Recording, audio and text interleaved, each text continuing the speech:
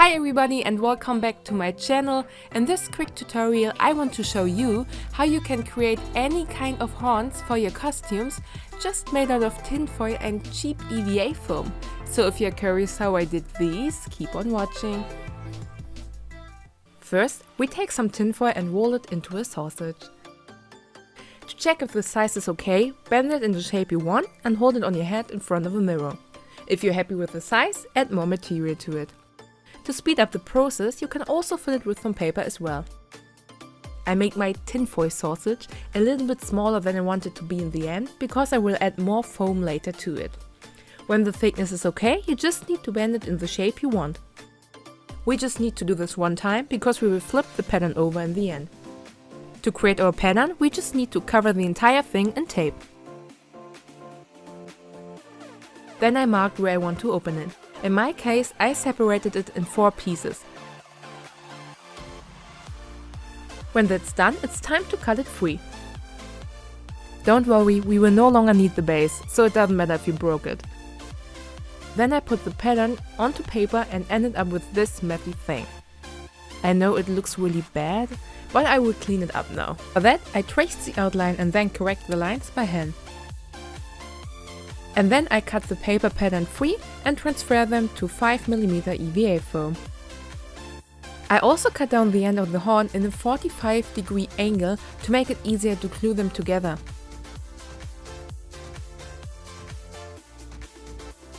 Now it's time to glue everything together.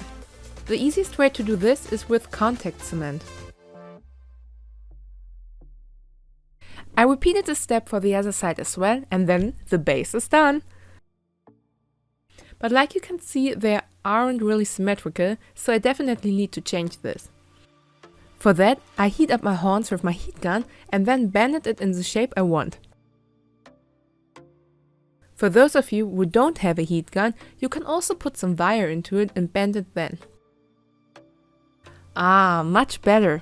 Now it's time for decoration. I cut some 5cm stripes out of 2mm EVA foam and add some details to the top. I also glued a 1cm by 1cm thick stripe in the middle of my horn to give it a more realistic look in the end. Okay, now it's time to glue the stripes on with some hot glue. For this, I start on the top of the horn and go all the way down, just like I showed you with the paper dummy. This takes quite some time.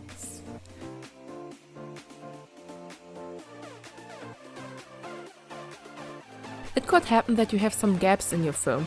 For this, you can try to cut them down with your scissors, fill them up with quick seal, or just render them away. In my case, I filled them up with quick seal.